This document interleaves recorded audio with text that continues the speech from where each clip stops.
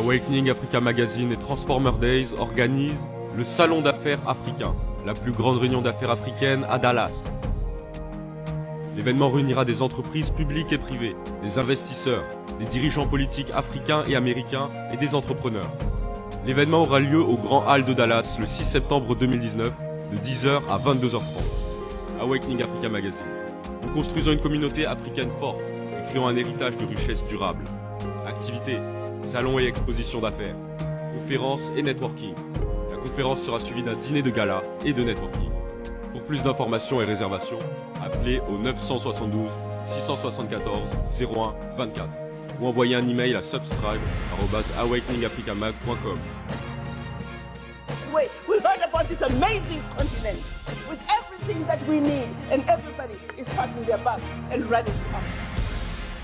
Le Salon d'affaires africain, là où les leaders africains se rencontrent et créent des opportunités d'affaires.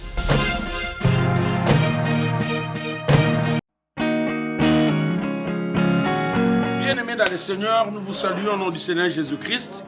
Nous voulons vous annoncer la convention annuelle au Colorado, à Denver. Notre convention à Messie Ministry Colorado. Et je vais vous présenter le premier orateur, qui est le révérend Roland Dallot, que vous connaissez bien de Philadelphie. Et il va se présenter pour vous dire le programme, comment il sera sur place pour cette convention. Que Dieu vous bénisse. Merci beaucoup. L'apôtre Mbo, c'est un ami, un confrère, un ami de longue date. Et nous nous sommes perdus de vue, mais Dieu a permis qu'on puisse se retrouver. Et tel qu'il a dit, nous voulons vraiment prendre rendez-vous pour cette grande convention, et cette action nouvelle dimension dans la parole à Denver, Colorado. Je rappelle les dates qu'il a prononcées. Un thème que Dieu a placé dans son cœur et pour lequel j'ai eu aussi à prier. Je pense que c'est un thème qui va répondre à nos besoins, la restauration, mais à tous égards. Une restauration qui touche différents aspects. Et nous prenons rendez-vous. Vous êtes de Denver, vous êtes des villes environnantes. Prenez rendez-vous avec nous pour cette période. Souvenez-vous, en 2019, Denver, Colorado, Messie, qui est l'église, est dirigée par l'apôtre Mbo. Que Dieu vous bénisse.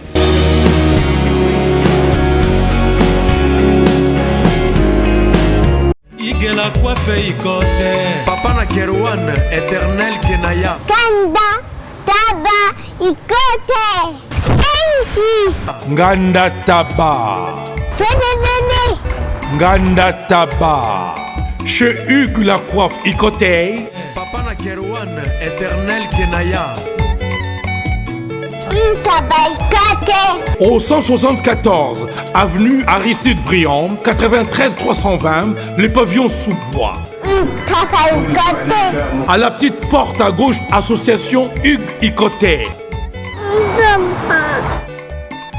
Intabaikate 01 41 55 0000. Ntaba Ikoté. Takas Descartes Construction et yeah! Fini l'inquiétude pour la réalisation de vos constructions de rêves en RDC au prix imbattable. Grâce à votre entreprise installée en RDC uniquement pour vous, spécialisée en construction, réfection, bâtiments, immeubles, vente de terrains, travaux publics avec les ingénieurs architectes qualifiés au prix incroyable. L'escart Construction est aussi spécialisée en luminosité des bâtiments et éclairage public, installation des systèmes d'alerte, intrusion pour des maisons et véhicules et tout d'autres services.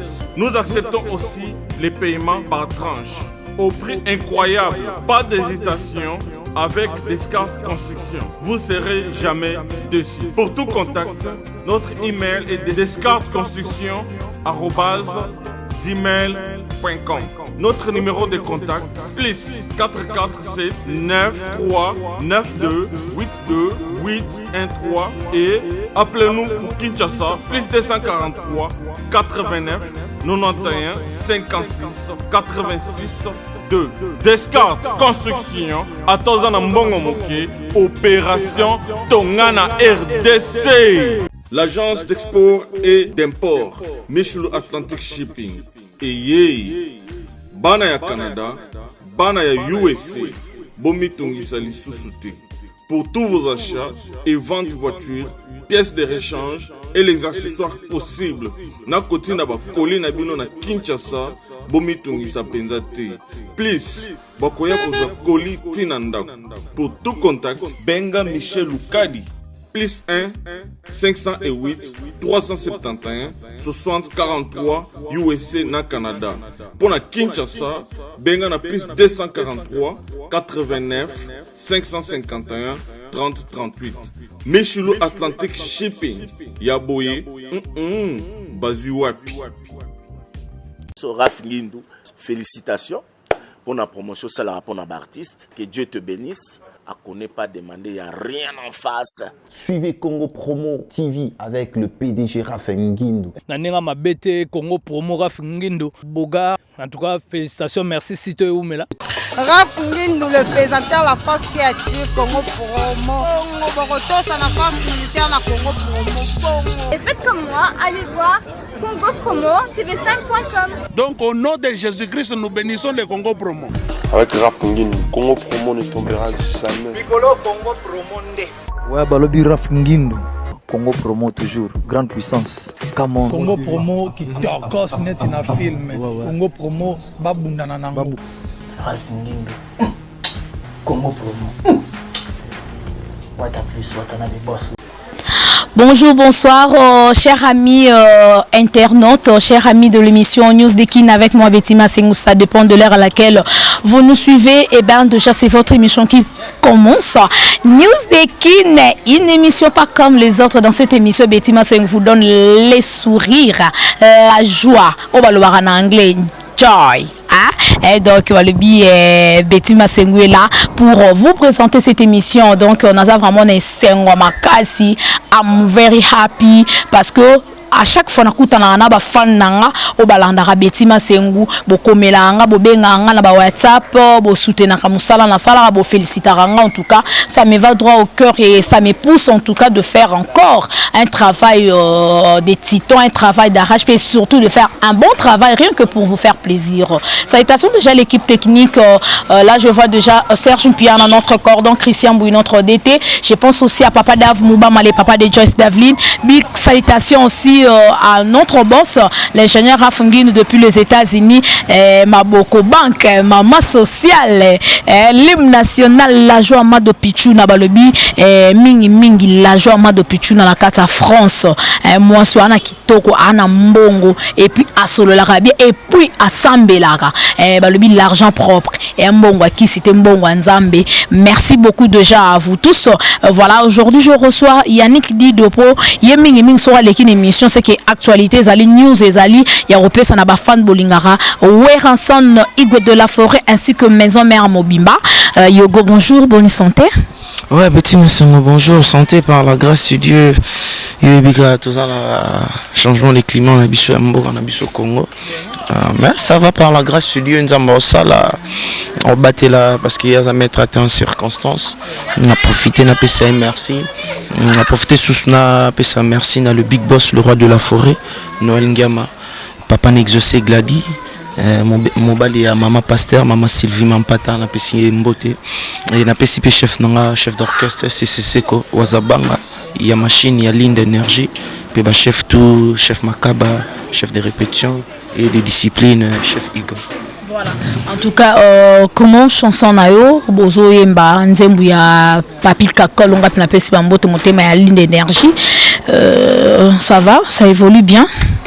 Betty Massengou ça évolue par rapport au monument monde des ala batu mususu bali ko bien intérieur lui chanson ngati chanson Papi Kakol yo zo ko intervenir na katwana nzembo za chef d'orchestre CCCko yebi tanga koma banzemo na iratarate na mayelo nzamba pesa na talisiko alibite petit frère manga Dindo Yogo azana voix moko boye o papa na biso père son âme défendue de ngazaki nango la voix ya papa na bango na mayelo pe o le roi de frappe Sarah ninga pesi ninga yaki ce qui a intervenu na voix on na nzembo nanga yo sala pe bien na mon chef d'orchestre Papi Kakol ya machine o dans PC merci nzamba pambola azon ça les sentible donc na habité on a revenu sa vie na zara politesse na respect surtout na musala surtout na reconnaissance na musala nanu pe na libanda ya musala étant que grand frère lisusu na pesika politesse wana donc à vie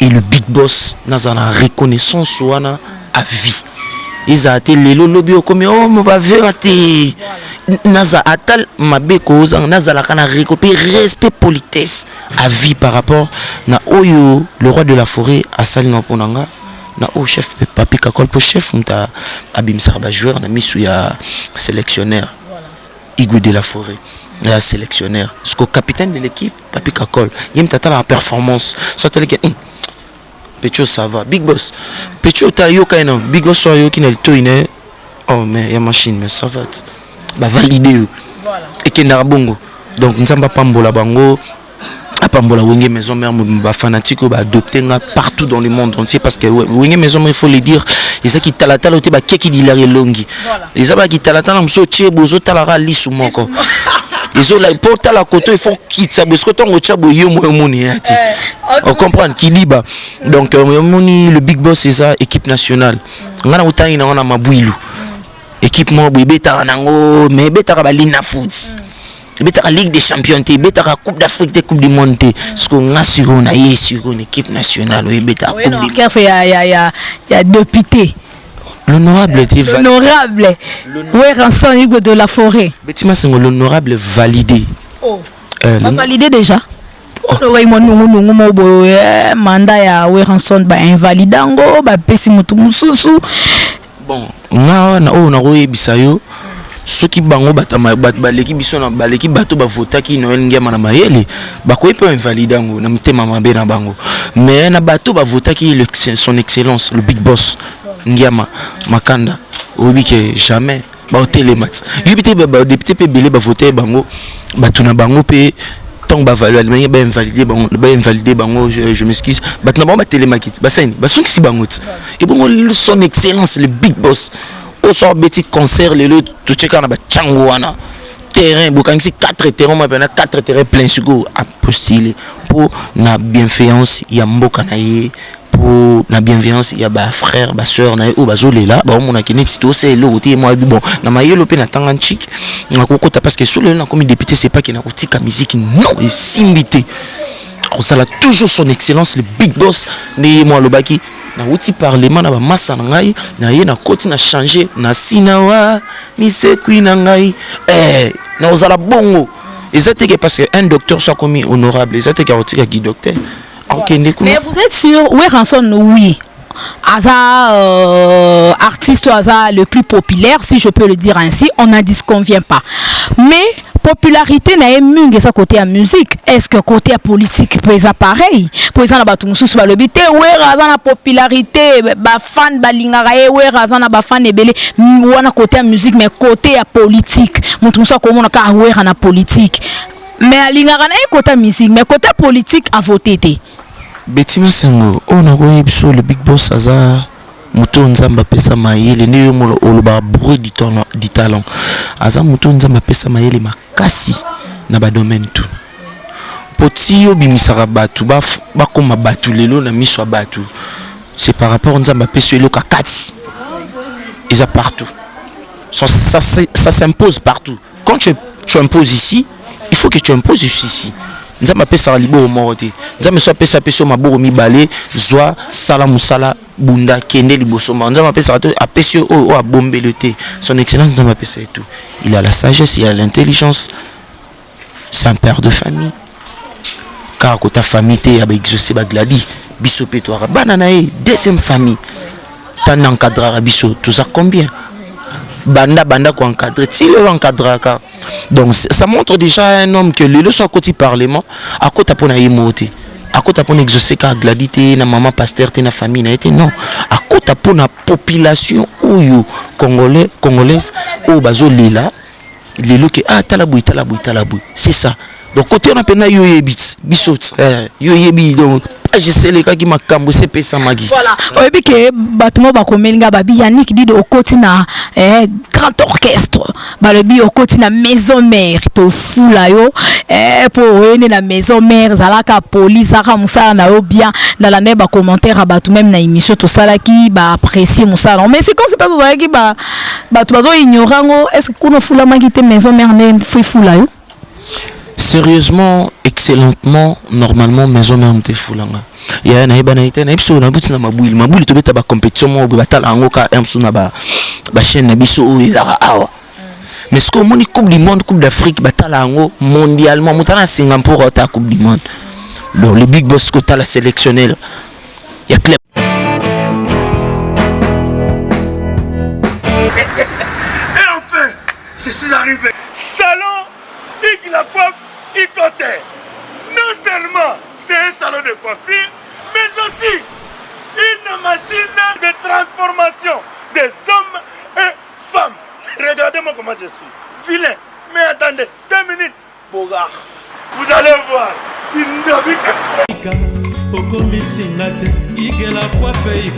Hugues la coiffe Ikoté. Votre salon de coiffure mixte afro-européen situé sur la Nationale 3 au 174 avenue Aristide Briand, les pavillons sous bois. Pour plus de précisions, veuillez nous contacter au 01 41 55 00 00 ou encore sur notre site huguelacoiffeikoté.com. Nous sommes ouverts tous les jours de 8h à 20h, même les jours fériés. Hugues la coiffe Ikoté, l'homme qui coiffe la ville. Hugues la coiffe Ikoté, le salon de coiffure mixte afro-européenne de proximité. Au 174 avenue Aristide Briand, les pavillons sous bois sur la Nationale 3. Un seul numéro, 01 41 55 00 00. La beauté de votre chevelure chez votre frère. Hugues la coiffe Ikoté, même père, même mère. Chikicha, chikicha, cha cha. La beauté peut tout changer.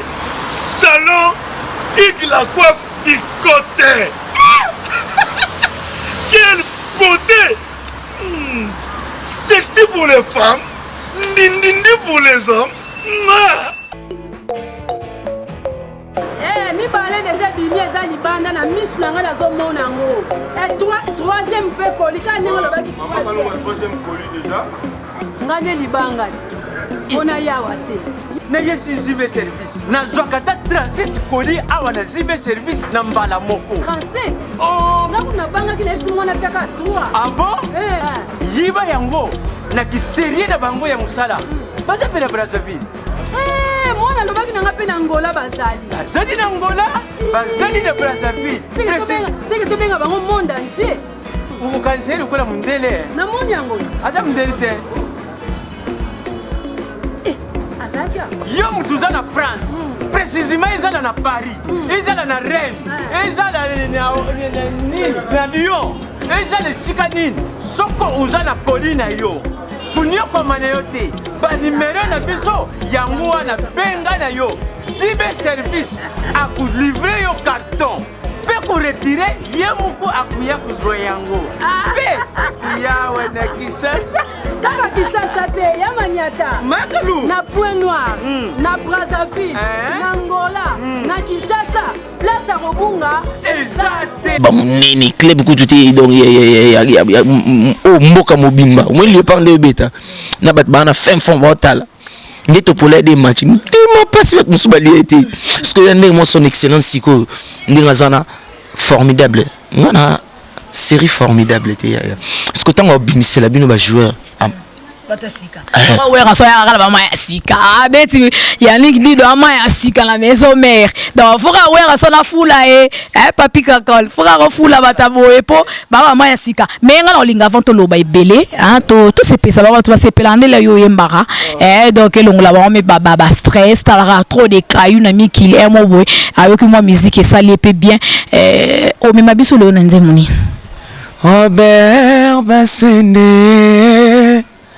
Robert Basende na motema na ngai otonga ndako ya bolingo na motema na ngai otonga ndako ya bolingo natia foto na kati ya buku nanga elakisa te nazali Marienne Elise na lula yo na memingambo ya solo na memingambo na tu na Emmanuel Aske zonga o ya José Mpaka Lelio na koma komituna soki yokozwa ton ya kolinganga Jean-Marc Zefondo Jean-Jacques Mutwale soki otiki ngai Betima Sengora kokufa na ngai. Donc voilà. Betima en tout cas la joie de Pichuna maboko banque maman sociale azaya rosepela kuna na kati ya na Paris wana Yannick Dido yeyo la joie de Pichuna la joie na Yannick obi ene loko moko tango oyembaka oyeba msusu babulaka Yannick je sais pas ezani no za o meteni no voix wana Betima Sengo, c'est toujours dernièrement tout ça qui est émission. Les Big Boss ils se sous-temps mardi passé, il y a pour y a autorité morale, il y a perception morale, na par coulisses, toujours moi 20 minutes à morale. À hôtel sa mission, la mission performance, Mikolo Kitty, Mikolo a besoin zonga, Mikolo a besoin boué. Donc le Big Boss a le baguette au moins boué. Mission au moins de tous araboué. Il faut un outillage de travail. Donc vinanga je vis de ça. Ma voix. Donc, donc on a j'étais à la maison, à l'ali, son à la mabe, son à la na bambriema, son à la na kili moroboué. Vous voyez, son à la na kili, emso ne benga na minute obesingasko yemba. Tako yemba onde yemba mbala morodo. Tant yo le bibu fona sani, fona yemba. Ce que ton na yemba, son a aimé mabe, carrément fanatique baotala.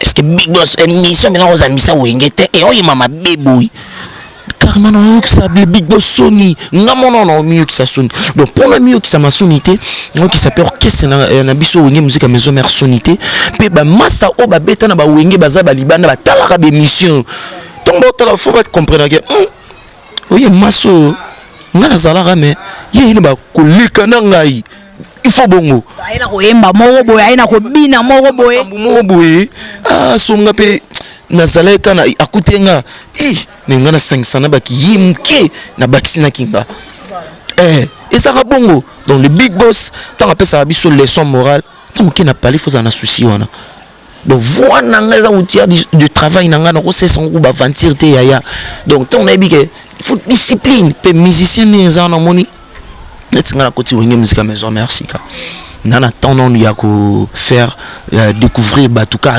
kitoko c'est la voix a ses défauts comme je me suis causé la caprice mais la rolling te bati mais comme la caprice jamais étant qu'un artiste bourré du talent dans l'ingangoté donc il y a un monique il faut toujours discipline. Voilà. Mettons toi là que maison mère pour beta kuna foza na trop de kisi kuna kisi ne regnera trop quand ça pose un talent na yo comme toi tu chantes bien tu danses également bien mais il faut toujours moi kisi moko boye ça la permet parce que tant ouais rançon na pesi o makambu yo pe koto fo pesa pe o pesa ya fuli yo pe koto fo fula pe donc zongi ça pe eloko moko na kata maison mère donc je sais pas yo juge en nous débat to baloba bon d'une part baza pe na raison na bango ou comment nene tena kangama na muniolo la bolingo stania te mwa beleli nanya kondimela ye nga feli golo Elise Bijumboma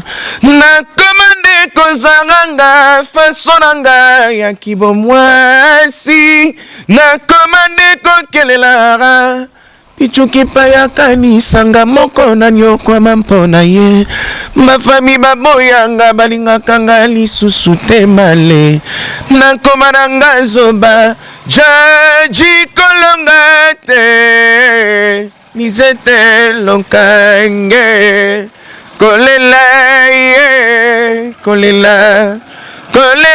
raya Noel yangama kolela na bolingo te sayoro Claudine Kinoa la daronne René Bile Bilele Papa Cyprien Ngoyi bienvenue Ngoyi na Paris Betty Masengo Papa Dave na biso donc Betty Masengo au moins quand on est na yembi et alors la réponse n'a pas sûr mais est-ce qu'il faut appeler sa réponse et le but Papa Dave Papa na Joyce obi que musique qui c'est les bosso autre tout n'a pas sur la réponse performance il y a voix na yonan tout yo mingi attaché na papi kakol oyo ba tu ba lubara trop surier que muta ba kiss muta ba gwa ye muta simba pena maison mère retourna na pesi pasteur amonene ya mboka oyo ba tout ba ebi place chef kakol asambela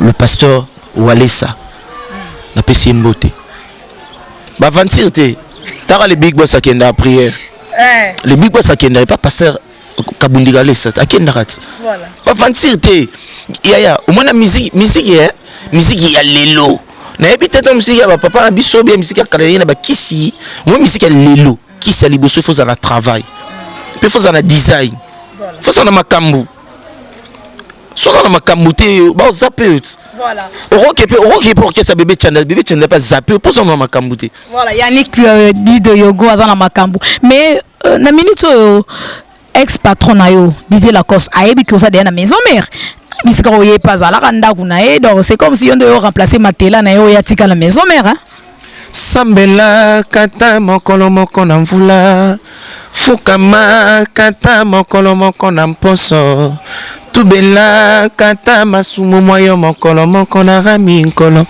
kombo yango te salango gratuit kofinga te kotonga te poisa arma ba faible tubela tu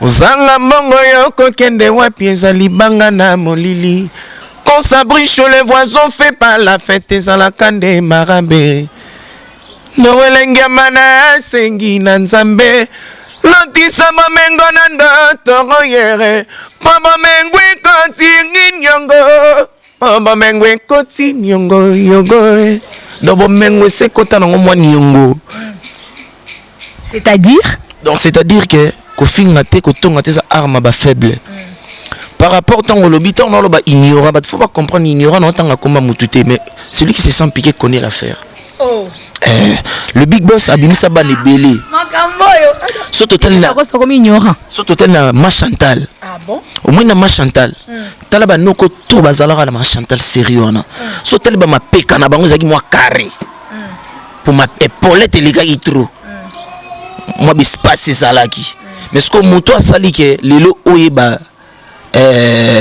neba sala checking à ambassade ya France neba sala checking à Belgique neba sala checking à Londres États-Unis moto asali ke oyeba marambo wana ya ata mabeza faut sa reconnaissance yo le bimbetu ce que yeza na reconnaissant na mbetu on a to ngape na yo la mikolo non lala ba pesi ngape l'espace olala ngofe olala mbetu wala na mbetu wana sikoyo kozala ne ignorante place e bombaki yo jour yo zaki na ndako to zaki fazer bazio ba kotso na ndako na bango ba PCP espace ba PCP biloko ba PCP makambu oui makambu Didier Lacoste c'est pela la we ranson te permettez-moi le dire hein ils a vérité il faut qu'on se le dise hein c'est la vérité je dis rien que la vérité parce que presque ba mise mingi ba ya maison mais ou ta pas Didier Lacoste oye pas Didier Lacoste oye pas faire ego là oye pas je sais pas est-ce que monte que emobino pene beaucoup ça appelle Didier Lacoste na moi guerre wana na Viena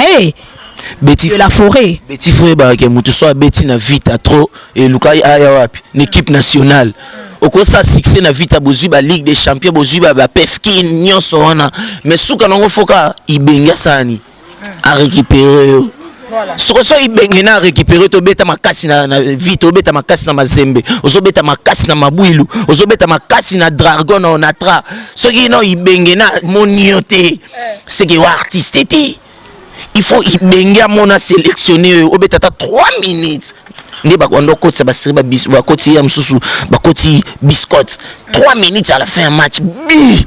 Parce que bisoto on a 4 musique, le roi de la forêt azal quoi ibenge coach à mon équipe nationale, sélectionneur, capitaine de l'équipe ya machine c'est bon de CCC ko papa na Chilo, papa na merveille azaona.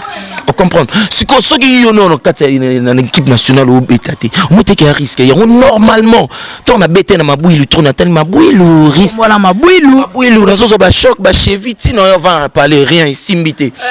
Donc né na za bouille na boulot nga. Il faut que tu ta porte, maman n'est pas grand sélectionneur. Voilà. Le big boss, le roi de la forêt, Igwe. On comprend. Donc, on a carrément, nous sommes fournis sur la porte na côté. Donc, nous sommes fournis sur la porte au côté. Bon, bah, on va tester.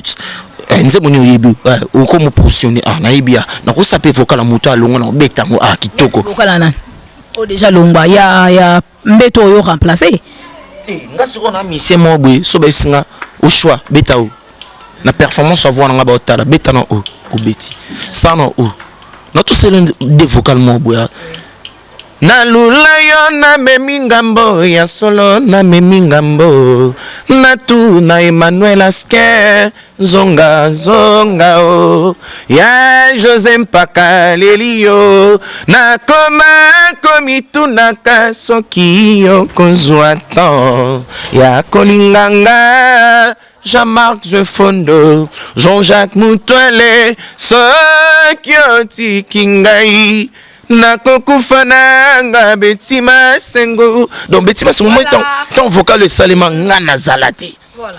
Mais les leçons na itoé ma Robert Basende. Batali que oh yoga interpréter non vocal one. Il faut actif. Donc interpréter ngo. Et puis na betongo ko tuna baxel mino susu. Na leli kongo ngana leli oro. Mongonia kosala kanga boye bakuto na komisi bino su likolo bo sepe na ngane na niati na vocal wana bo sepe na ngasune na bakiselo mo couleur. Donc c'est ça na wingi musique maison mère de wingi musique maison mais ate po o kangama na chef kakol te chef kakol akangama na bato abenga na ba musicien so ebité o pour ça pembe neta il faut ça poli il faut ça l'enromi kitisa puis il faut ba boulot. Voilà. Mais bon, bah, que ouais, rançon na cabareté, ouais, rançon na zaliboro makasi, belé bazala la maison mère, wana po ouais, rapenza bimisele ata $1000, to $2000, PCP ata moi catch, exact. Yo moko fo beta ba matolo, kepa, oh, ozana mère na omo boy, la joie mado pichou na France, l'hymne national, a quitté sur ata moi 1000. Ozana moi John Loubi à l'exceptionnel des États-Unis, a quitté sur moins 500. Ata moi 1000 pe le soyer. Ozana Tommy Kuna na Londres, a quitté sur moins 1000. Au Sangi c'est un champion Kaembe na Kenya ici comme on a Blaise Kava Igwe na Kenya et puis pas bêta na maison mère à quitter le mois 1000 au sein moi 3000 au paye moi car mais hier moi pendant Igwe bimisa boy abimisa ate ils solo Betima Sengo obi mamo lobio et sali bato ebele pasi na ba poto ba otala ba mission na biso de boki pasi batali siko ba vie ba mission msusu nde koma lelo c'est par rapport au big boss le roi de la forêt. Yaya. Mais quand mission de baloba bon so balongo we. Mais normalement te yaya tant ba no la lipa na boudin na yo play pour ba pesongo ba noy baté. Tu vois so moi na belio na parler ba pesio ba noy baté faut to be loko moko. Mone to kota orchestre ba ko bercer lelo. Lobi ba ko comprendre pourquoi mes grands garçons aux relations. Puis orchestre monene. Le roi de la forêt côte ça peine bon na poche. Apim si paye des motos. On comprend. Et ça par rapport à quoi? Et ça par rapport au moto msusu alongwe. Alinga balinga e. Nzoko yebate ba yino. Po batali nengo za imukie. Tsoko munene, tso fungwami. Ozaina maboko na. So linga kyota nga fino. Est-ce que vous avez solo monté que mission mo basiré aba limbisanga ma Chantal moi na bela banini onga moye mo mission beta c'est na darachi moi na bela yambango prince moi na bela makine sili ba lo baganga mnaliye ah yo bena no beta en question le langa ta sérieux va côté na parler abisi $500 ma obi que oza faux musicien. Après si mais soit faux mission. Oui pour na que bon. Pour nani. Pour na PCO déjà passe. apesio espace pe kalami to ki poto mais moi no makile sili makila ka sili oui pananga ah bon ngapena sai na bien abimisi ngakuti pa epananga falo ya ndeni prince nena boy nana mo 3000 mois ou bien mo 2 mois mais moi ezanga mo nini pour abakisa et puis ça obi que ça la paie bien lelo papa beaucoup lio wakana pas la famille mais lobi pe jour soye ah père na somlo ba peur le oyo tikeli te bozanda umot osombele ka otikeli na mesa père ah na mono ni ba gâteau fona sombele ka na bete to ba kote ba nini na sombele oui père alors le baté mais oui qui il marqué et mon enfant d'arracher mais et moi par moi chababi mais papa est batté mon sala moi jamani mais père est batté voilà mère pe na nengagé a boy pe a bisi pe père oui Laurent Salé na boy boulelenga mabe que moi non tapie oh c'est et ça va bien parce que bisonde to yeba kangote yaya oyembi ba disque ba ko tsara mbona libona poche pas pesa yo rien mais Yannick dit ndo tali mikolo ba nzembo ebimi parce que to comme bien na souke émission on juge on deni surtout ya bano bazaki na maison mère balongwa net ba Robino Mundibu ba Fabregas Berité Watanabe même ex-président na yo ba Didier Lacoste ba Ferrego là j'ai des nuances ezo évolue ça va ou ça ne va pas na pesi na masala Fabregas Mbote parce que on a masala de beta na l'avenir c'est bon ben étudiant on a bien masala nga des souffrances li papa la gomme to ngumi agumbi mbati apa nongu ba chemistro on a bien frère na pesi Mbote oyebi elo mo eza je m'excuse Betima Sengo ezani moni Robino Mundibu et Simbat à reconnaissant oui Fabregas et Simba reconnaissant oui bazabana oyo lelo faut le dire moi tombaki wenge maison mère ba facilité oyo bango bazwa na obat musu bazwa normalement bana okutu ba facilité bango ba vie il faut baza poli koleka bango est-ce que n'habite so ba comprendre voilà da ba keneti ba génération ba master na yo le ba koti na ba vie na bino akala wana voilà mais ce que tala bana mo yango ba loba moi mka beta mbunda mikolo pe ba binaka pour mikolo ku ba ignorer papa na bango tilelo bazebele o musique na bango esimba to yebi rumbe simba te générique simba to yebi yango actualité ça souté oh o mene biso bazebelit o ba uta na orchestre na biso ya wenge musique na tanga ba komona bango Ferrego la Fabregas Robinho Natangi Didier Lacoste Natangi Hérité Watanabe chez nous na wenge musique maison mais tout temps a komba batute pour orchestre munene orchestre munene eko fulo même si nous connaissons l'actualité, tu as autant et foulé bachoka. Voilà. Vous comprenez? Normalement, bana poto, bana kin, bana monde entier, baby que. Jo azo beta, azo bim ça bon, mais ça même bon, non mais ma mission na voyage pour ça l'orchestre mais en actualité. Azati, abise quel boom et bit qui c'est les types et dili. Mais moi na Robino moi bim c'est ka et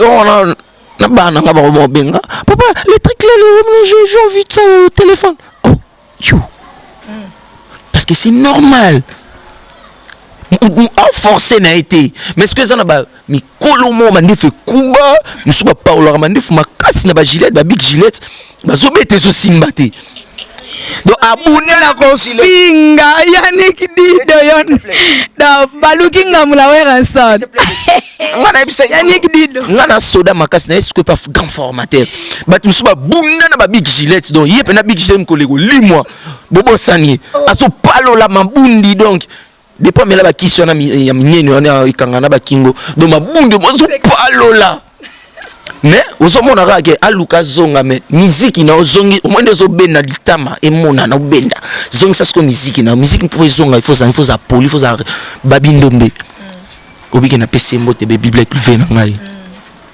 pour ngana eto ndenge mo biso bana ba musicien est-ce que mona ive na ngati na la zamba durant toute makambo eleka ba loba yekuto na bona ebité o eleka ba loba ba bamba ba sala nyonso mais ya babia moni mo atala bi on a big boss mutu mo bengi abise na besoin na produit yo mavana produit yo faut zonga na ndako na bino ke sani o singa papa no pardon na mona après na sala ngo ye moko ya lobby ngo publiquement voilà est-ce que tango ya na ba so ba kange kingo ba bendi akufi rien pe à partir de RAE, on a amené ça et Fouami Azuma Kambu.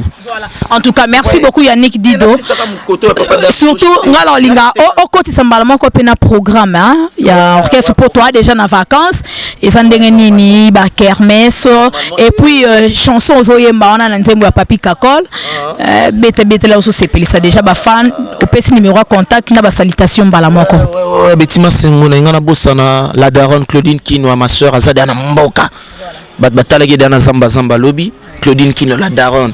La première dame, moi ça poto ali bosso. Kermesse poto na poto ils en a la zamba wana. Ba kermesse baston des wana donc wa monika na mbo na ma kokine ya pena okuta bureau ils en a yimo maman Claudine qui nous wana. Kala mingi tezo banda et le vendredi to plier mon bagage, moi Lufu, moi Durba après to zongi. Et le 19 juillet déjà le 19 juillet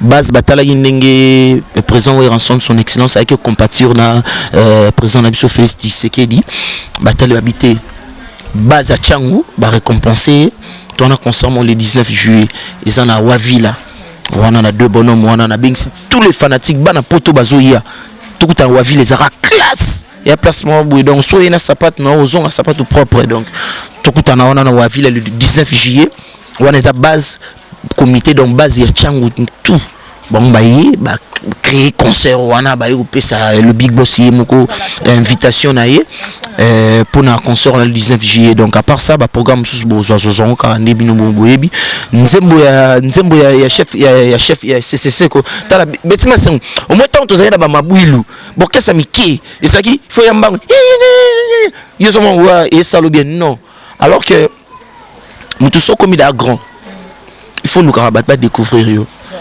tika batwe na moi pour ça kala mingi te bat ba comprendre ba yo kanzembo ya chef na biso Papi Kakol o izana kata formidable o na chimoa mayele o nzamba pesanga na le big boss ninga encadrer na chef Papi Kakol donc ba ressentir ka ande na naviguer ba mbote na ngai na pesi Cyril Nkina mfumu na forme ve na ngai kotika ngate na komela ki déjà Cyril Nkina mutadi Lacoste te esimbite Cyril Nkina fumu ve na ngai talaka fa beba na likola mbonga blouson oso beba na masano ti likola mbonga blouson ça risque ve na Cyril Nkina mfumu na forme oya okabela bakabara oya kosomba somba oso kima ve na Cyril Nkina mfumu na forme na pesi mbote ve na Dadi Mabibi mokonza double commune mokonza double mboka Paris King ve na Dadi Mabibi na pesi mbote Paris Congo na pesi mbote mona mombele solo ya propre ya soin taibo ve moi la propre donc na episode Dadi Mabibi version là moi si dégâts bana lulo makasi fe na Dadi Mabibi na pesi mbote na famille na mère na bana tout na parler na pesi Freddy Ngoma le coutumier ve na la motion makasi le coutumier ve na États-Unis ve na Freddy Ngoma pe na Paris yo yebi na la motion makasi na pesi Janice Tambote nsunga mputu ve na mama Milinzeba na koma oboa na pour mère yo yebi oso benga na tongo mère na zana mwana na hôpital mère mais yo yebi ndingo sala na mame Milinzeba ya tous pepela mbetolo mère na otikote yo sozo tika nga pozo mwana neti nga tiki yote bana Londres boyebi sa mama Likelemba azana batu mais azana mwana moko dindo yo gatiki la bango tala na longono net Betima Sengo na profiter pardon oui, que maman Milinzeba, le ma bête, moi c'est à papa tous pépé l'ambeto, le maman Ali Kelemba. Ma journaliste, ma banane, ma boire, maman Milinzeba. D'accord, que je suis la première, ou je suis parmi toi Liboso. O bani ma solo internet ko boka mame Milinzeba mais mère avant so ane kilo ko mo beta mabe mais na ebi que bisiko zali message e ko melo po e ba ke Betima Sengo azara Betima Sengo po tigara Betima Sengo modelo na linga na motema yo yebi ba mingi ona ba oya na bango mère yo yebi talaka ra fo solo la Yannick Dido to banana ye ba série wana bilamba série na pas ignorant donc Betima Sengo ngana lo babu bana poto ngana za ouais ngana za mwana pardon Betima pesa moi minutes ngana mwana Dauphin Dindo yogo papa na biso akufa atika biso na boka batu tout o balinga musique papa na biso pe o ba olinga place biso to kende ko sala misala neti bana maison mère tout bana ba Paris dans Londres aux États-Unis partout dans le monde entier pour soutenir Yannick Dindo spirituellement physiquement, matériellement, s'il faut le faire, faisez ça pour moi parce que je suis votre fils. En plus, normalement, des papas a Théabiso Penengi, le roi de la forêt de Théabiso, parce que ça papa nanga, bah Théabiso te toqué mandaka. Donc Théabiso n'est pas au sol là-bas au sol là. Donc bana poto botikangate, Yannick dit le numéro nanga pena, ils a plus de 243 81 58 86 459. Il y a Willy Moucheni, venanga de tous les temps, on a robot sans noter. Plus de 143 préfixe Nabiso. Préfixe Nabiso plus de 143 81 58 86 459. So bengi ozwanga mona yambara polimata na lali au sentier qu'avoir moi à douceur trop poli. Na pesi ba tutu balinga ngambote. C'est Patrick de Panama garçon designer ngamna bakisa designer. Patrick de Panama garçon design yo yebi yo calamité na yebi yo yaka bana tu ya ba poto na pesi nombote. Merci Betima Sengula au sala rapo nanga nengo c'est pour mon rapo toujours Rafinguendo le boss. Non bien vu. On peut pas occuper la majo Pichuna la joie. Na bien depuis na banda au boire yo ma sœur. Na éviter solo là déjà. Oh moi tu es qu'elle déjà. Yannick, moi tu es qu'elle déjà. La joie écoute matamba c'était ba fait ça bien. Taka ba parler ba Gaël ba oui que bana. Je profite n'a pas si toute la famille. Mais c'est ce message à Yoka Souhait. La joie de Pichouna en France. La joie de Pichouna en France. Yannick Dindo. Bana ba oti ba internat. Yobika biso tank sa ba en internat pour bazala a notion lo biso ba papa na bango. Bana oti ba internat ba yi. On comprend. Mais à moi provision moi ni ça la bien la joie de Pichouna. Ça la on peut na pesi numéro. Ko ça on peut betité. Peut pas betité comme on peut ndeko na komisaka. Mais ça on peut direct. Ngamo pe na kota mira jaune wana to kota na kina. Et ça la bien. Donc quant à moi sous Mame Miline Zeba, Yoyebi, Boulengaï, Kotikangate. Sans oublier, il y a Jano Pétrole. Col orchestre. Papa nanga Jano Pétrole. On a père nanga. On a ba veille ba père na biso pas mal biso dindogo. Papa nanga Jano Pétrole Kotikangate. L'honorable Pacho Panda. Venangaï ya tango. Venanga l'honorable Pachopanda. Merci beaucoup déjà, nous sommes arrivés à la fin de notre émission. Merci à Papa Dav Moubama, les papas de Joyce Davline. Je pense aussi à ma maman chérie, maman Cathy Bakissa. Big bisous à Bendicap, hein, mon grand frère, de gros bisous là où vous êtes. Champion KMB depuis Kenya. Blaise Kava, Igwe, Chaleur, hein, la carte à Kenya. Je m'excuse. Nako Zangate na pesa. Concernant tout ça, nous sommes les sikamons surtout pas frère Christian. Anda robi na danger mais les lois bisinga au mini art, izaka art. A comment mamba théâtre donc pété zizina donc aza tantiment tout ça na bien orchestre ti les deux tout ça na bien goya pété donc botene komi merci aussi à la joie de Pichouna beauté plus l'argent à Maboko Banque Lim National Bakisaka donc la joie de Pichouna à 4 France en cette émission je vous la dédie ma belle donc merci beaucoup aussi la fondation Betima Sengwela vous voulez soutenir la fondation veuillez m'appeler ou m'écrire au numéro qui est affiché. C'est mon numéro personnel et privé. Dès que Bengi Okomelinga Troso na WhatsApp. Je pense aussi à John Lubila l'exceptionnel depuis les États-Unis. Et de gros bisous à Serge Mpiana, notre cordon, Christian Bouy, notre DT. Et à mon boss, l'ingénieur Rafinguindo depuis les États-Unis. Nous sommes arrivés à la fin. Frère Jefté Pacifique, l'album Okapi arrive bientôt. Betima Sengu, manager. Hein, on a besoin d'album, on a soutenir même un concert. Au Benka, numéro nangai, beaucoup melinga to solo là. La prochaine émission peut être rozanae, borulandae, boruyokae.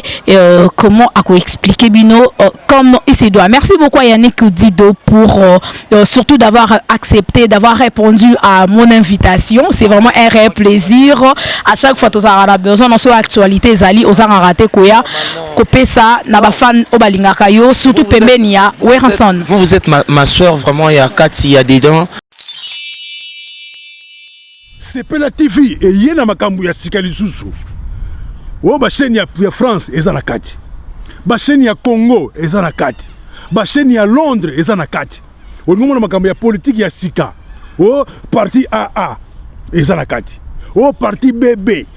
O CFAIO ezana kati ya Sepela TV bouquet comme ya muke boye o tina poche voyager na ngokeno partout lingi na bouquet ya Sepela TV mais mabiso ndongo zo mabiso wana 4K Machine Madaka Daka, Sepela TV. Bienvenue dans le monde de Sepela TV. Sepela TV est le décodeur qui vous permet de suivre les chaînes du Congo en direct de la diaspora.